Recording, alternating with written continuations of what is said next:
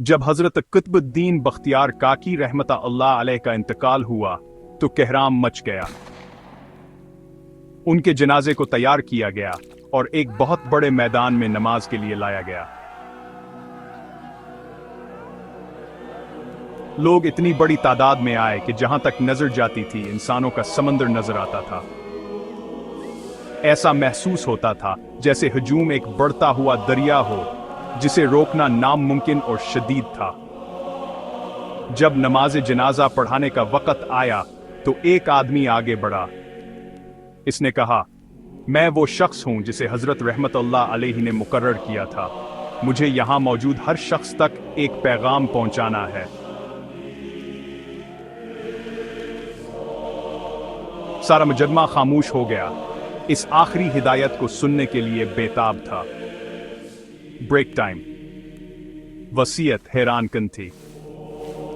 हजरत कुतुबुद्दीन बख्तियार काकी रहमतुल्लाह अलैहा ने फरमाया था, मेरी नमाज जनाजा सिर्फ वही शख्स पढ़ाएगा जिसमें 4 खूबियां हों।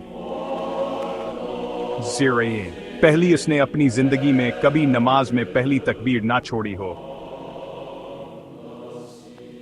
दूसरी, उसने कभी तहज्जुद की नमाज ना छोड़ी हो, एक बार भी नहीं।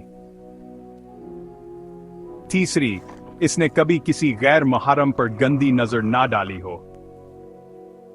चौथी, वो इबादत में इतना मगन हो कि इसने कभी असर की सुन्नतें ना छोड़ी हों। जिसमें ये 4 खूबियां हों वो मेरी नमाज जनाजा पढ़ाए। जब ये पैगाम पहुंचाया गया तो मुजम्मा पर खामोशी छा गई।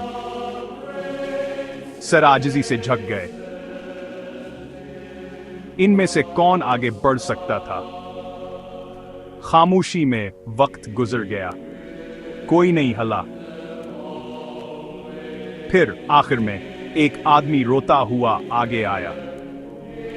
वो हजरत कुतुबुद्दीन बख्तियार काकी रहमतुल्लाह अलैह के मुबारक जिस्म के करीब आया, उनके चेहरे से कफन हटाया और रोते हुए बोला, कुतुबुद्दीन, तुम तो इंतकाल कर गए, लेकिन अब तुमने मुझे बेनकाब कर दिया। मेरा राज सबके सामने खोल दिया। इसने अल्लाह की कसम खाई पूरे मजमा के सामने कि इसमें ये 4 खूबियां मौजूद थीं। जब लोग हैरत से देख रहे थे, उन्होंने देखा कि ये शख्स कोई और नहीं बल्कि इस वक्त का बादशाह शम्सुद्दीन इल्तुतमिश था। एक वक्त था हमारे हुक्मरान भी ऐसे किरदार के मालिक थे। आज ज्यादातर लोग बदअनवान और बेईमान रहनुमाओं की हिमायत करते हैं। ब्रेक टाइम भी वाकई ये अफसोस की बात है